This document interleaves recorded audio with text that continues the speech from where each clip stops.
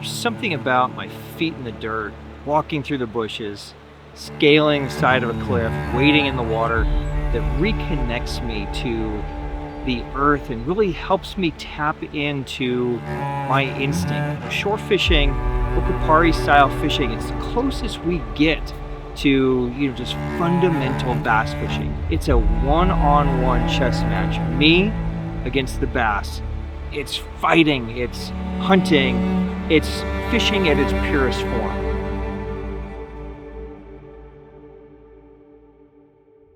Shore fishing also connects me with some amazing humans, and there's something about going on an adventure that just bonds you closer. And I'm going to meet up with one of my favorite humans. We are going to show you guys the rods that make shore fishing and Okapari fishing so fun and such an adventure, and that we connect with so close. So if you'd like to join in on a super fun breakdown of our favorite rods, let's do it. This is my 5.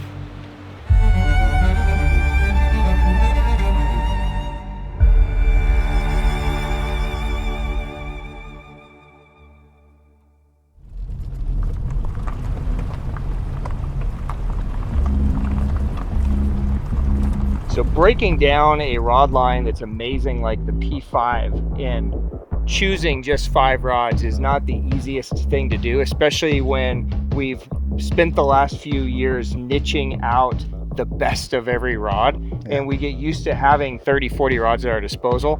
But anytime you talk about having one rod that can do multiple things, the Dark Sleeper is always at the top of my list of rods that I talk about. And you and me go back and forth trying different things all the time. You love the Dark Sleeper as much as I do. What is it that you love about the Dark Sleeper? So for me, the versatility of the Dark Sleeper is just so amazing, right? If there was one rod that I can take, it would be this rod right here. One thing I really like about this Dark Sleeper is that it's so versatile. And fishing from the bank, I'm constantly switching out baits. So I can sit here and run this jerk bait right now, and then I can just reach in my pocket and pull out a jig, or like a sleeper craw, sleeper gill, or something like that. And I'm never losing anything when I switch the baits, even though they're so different. For like sleeper baits, sleeper craw, sleeper gill, dark sleepers, it's money. It just has so much versatility, and with the ability of the rod to have that 5D graphite, so it is built as a swim jig rod, as a sleeper rod, but the way that graphite bends, it also allows it to throw treble hook baits almost just as good. You could throw a chatterbait. I mean, basically, if there was one rod to do almost everything, it's this rod. It gives me the ability to throw a slow bait, a soft bait on the bottom, a hard bait. Oh, there's that one right there. Get out of that grass. So rude. So a lot of times when I don't know what's happening, I'll just pick a slow moving bait, like I have a sleeper craw on now, and it's just great rod for that. But then in 2 seconds I can switch over to a smallmouth. Just like that, we're on the board. So beautiful little Colorado River smallmouth, sick. But it's so good to have a rod that can throw something on the bottom like a sleeper craw, but still my next cast I could throw a spinnerbait, I could throw a crankbait. It just has so much flexibility. So let's get that guy back. There that. So it's just kind of like that great all-around do everything from 3/8 to 5/8 ounce. Anything that you can envision doing. It's fun to fish, it's light. It's just a great all-around rod. So number 1 was kind of a no-brainer for me. If I'm junk fishing and I'm not sure what's going on, and I've got everything that you just mentioned, the spinnerbait, the craw, the dark sleeper, the gill, skinny dipper, a buzzbait, a spinnerbait, a jig, it can all go on this rod. That is the P5 Dark Sleeper.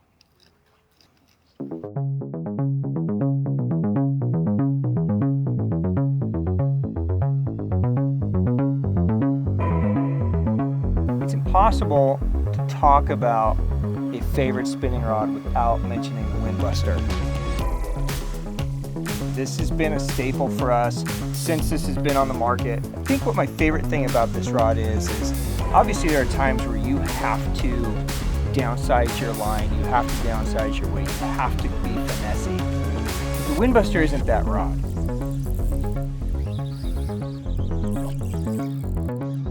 The Windbuster is kind of like a power spinning rod. And I think that's what's so magical about it. It was built to throw hard baits, but it fishes heavier plastic rigs so well that it's almost like you're power fishing, but with a spinning rod. It's power, right?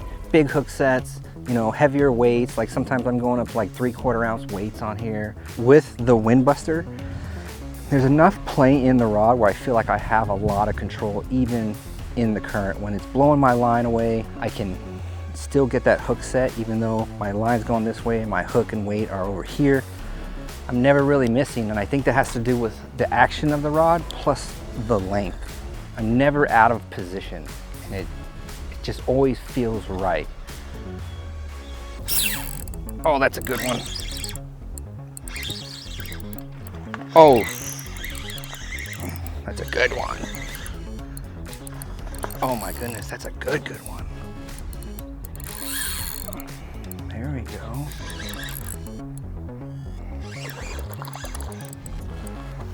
Woo. Oh, it's so fun. That's a big fish. Oh, there we go. Big hook sets on a spinning rod, that's just not something that we're normally used to doing, but it can handle it all. That's a good one right there. When we come out shore fishing, like we're kind of marooned out on this island right now. In my pack, I have jerk baits of 2 or 3 different sizes. I have multiple weights, I have multiple soft plastics. All of that can go on this one rod. We could use this one rod to do so many different things. Yes. That makes it very special. You know, the Windbuster gives me the ability to throw a 110, throw a junior, throw a little crankbait. But if they're not eating it, I can slow down, I can throw a soft bait. There's one. Pulled it out of the grass and he came and got it. And I think the biggest thing with this rod is that it's fun. So it's a powerful rod, nice one, but it's super intuitive. I mean, when a fish surges, it surges with it. It's a really fun rod to use. That was dirty. All right, you are fired up, buddy. All right, come here, guy. Nice. Nice little fish. Cool, so fun. Such a fun way to catch them. Nice. If you like to power fish, it's like the perfect gap between, you know, throwing like a jig rod that can't really throw a jerkbait and stuff, or, you know, too light of a spinning rod that can't really throw up in weight. Mm-hmm. It's like the perfect middle ground to be sensitive, to be fun, to be intuitive. It's a disgusting rod for shore fishing. It's always with me. You? Yeah, I always have my Windbuster with me. I mean, I don't know how many times in the last 3 years that the word Windbuster has come out of my mouth. Right? Literally every time we go fishing, I think. Yeah. It's just got to be part of your vocabulary now because it's an amazing rod. It works well. It fishes well. It's fun. Yeah. Everything about it. I really love it. It's magical. Yeah. Yeah.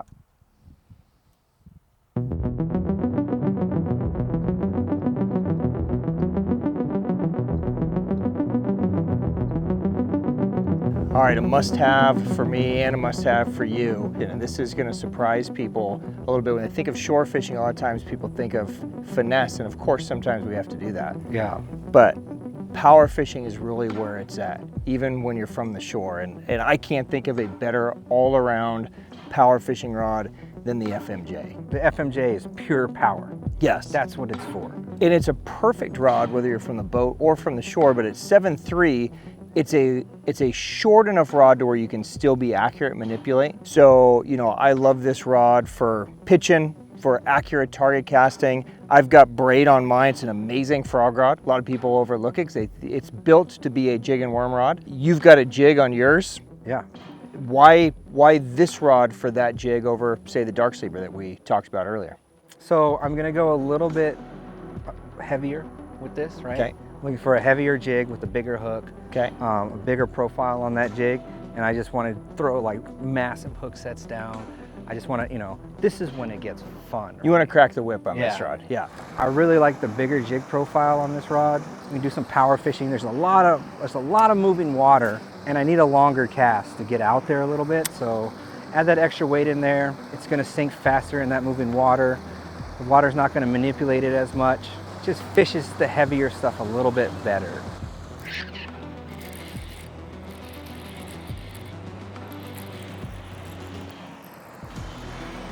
Man, now I gotta go get it.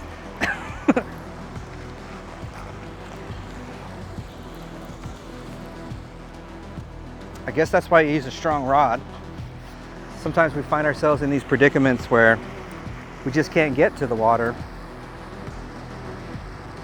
Definitely gonna go walk this guy down there, but yeah, jig, FMJ, sick.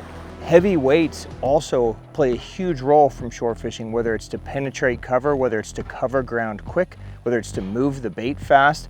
I throw a ton of free rigs on this rod as well. It's an amazing free rig, Texas rig rod, frog rod, pitching, flipping, basically all that stuff that's like one notch above what the sleeper's capable of. Yeah. This rod delivers.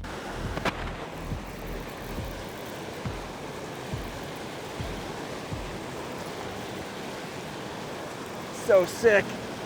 Oh, it's a good one. Nice. Such a dirty spot. Come on, stay on, stay on. Ah, yes. Woo. Hell yeah. Ah, so sick. Only power fishing could you do that. Oh, hell yeah. Disgusting. Football jig, smallmouth, FMJ. Oh, dirty. Mwah. Love you, fish. So sick. Even though you might not be able to power fish everywhere you go when you're from the shore, there's always nooks and crannies in areas where, you know, power fishing is going to be a must. So strong current, gnarly cover, you know, big fish, just areas where you just have to have that little bit of strength, that little bit of power. Plus, you know, I love throwing a jig. You know, if I can throw a jig on a little faster rod like this, it's got current, I want to work it a little quicker and really hop it through and control this heavier water, I need a little heavier rod, and that's where the FMJ really comes into play. This rod, a combination of the short trigger and the way it's balanced with the reel and in your hand, you almost feel like you're just one with the rod. It's just a pleasure to fish, and you're going to hear a theme amongst all these rods, but it's fun. It's a fun rod to use. It's a comfortable rod to use. Super intuitive. It's just a dope one to have in your arsenal if you like that power fishing heavy stuff.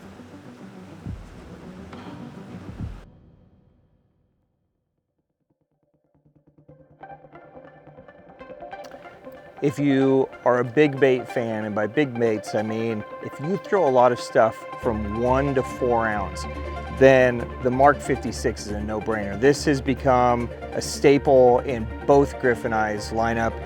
It handles so many different baits incredibly well. Yes. It's parabolic when it needs to be parabolic. It's fast when it needs to be fast. You can throw a big soft plastic on this. You can throw a bull flat, a Tyler. You can do so many things, but at its soul, it is a big treble hook bait rod. So for me, it's usually in that 1.5 to 2.5 ounce range. Those are the baits I'm using. Small glide baits, big topwater baits like, you know, a crawler, a rat. I just want to have a lot of fun. This is a pure fun rod. Yeah. There's nothing super conventional about it. The Mark 56 is a rod that's with me on 99% of my bank missions. I've had my most success with these type baits from the bank. Crushing them on this rod, those baits from the bank has just been where it's at for me. So I love throwing this rod. It's very comfortable with fish. It's pretty sick. It has its purpose. Like it's big baits, a lot of, you know, and for us on the bank, we can only do that if we're just wanting to have a good time. Got him.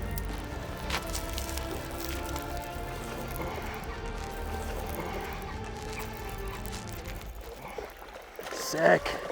Stay button, baby, stay button, stay button. Yes, nice. All right, Osakana slide, Mark 56. so sick. That's why we bring the Mark 56 out. It might be a niche rod, but dude, it does everything so good, and it's the only rod that could have done that. So sick, down a tully line. Oh, that was disgusting. Yes. And there are times when even when you're stuck from the bank, that big bait is not only just successful, but it could be the best option, but it's just so fun to get them on a big bait.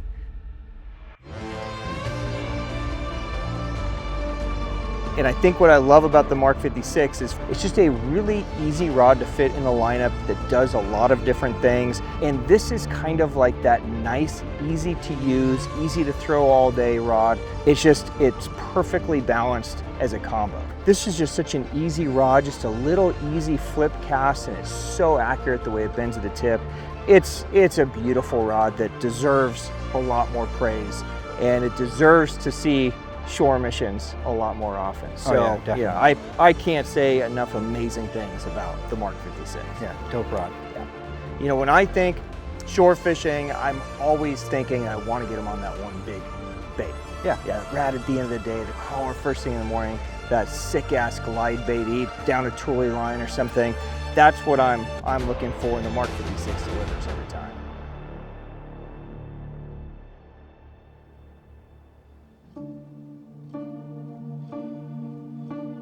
The reality of shore fishing is that you have to be prepared for throwing finesse. And there is not a rod on the planet that does finesse better than the P5 Flyssa. This has become one of our favorites.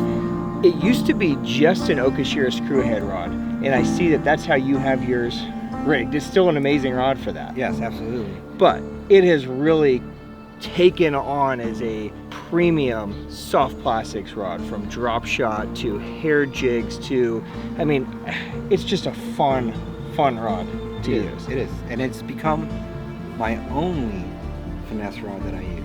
Interesting. Yeah, so I like it so much, everything about it, the 7/6 length of it, and cast very far, and get these light baits, like this is an 1/8 ounce plus the bait. It's super lightweight, and get it out there, the action on it is amazing. It's got that beautiful taper at the tip, so it loads well, but still plenty of power in the butt section. If you rig this rod right, even though it's a long rod at 7/6, it fishes almost like you have like a 610 rod. It's so light and so well balanced, but it's super sensitive. Even though it's got that soft tip at the top end, it's a crazy sensitive rod. So even when you're throwing lightweight stuff, I got a little 3/16 drop shot, little Hazardong shot, I can feel everything that's happening with it. And its versatility being long from the shore is actually a huge bonus. So, you know, we fish a lot of current areas. So having that longer rod is nice because I can help kind of manipulate the line. It's not stuck down in any current or flow that maybe is at my feet. I can have a little bit longer reach with it. Really help keep my bait in the key spot and lengthen out my cast. Fishing from a boat and you're live scoping, sometimes that short accurate rod is a really useful tool. When we're out here shore fishing, you can still stroll. Yeah, you absolutely. can still hover stroll, mid stroll without the live scope. How do you like strolling on the Flyssa? So this is my strolling rod. Sick. Right? Yeah. So if I'm on the boat with the live scope, I'm using the Flyssa. If I'm on the shore, I'm using the Flyssa. So this is my strolling rod. I like it. I have a lot of control with very little movement. Yes. Right? Yeah. So I'm not exhausting myself. I'm not, shaking my wrist all day. I'm barely moving, and I'm getting the bait to do what I want them to do. Yeah. So I really, really like it. Where the Windbuster is kind of my power spin rod, this is my finesse spin rod. So if you guys want the ultimate do everything finesse, P5 Flyssa,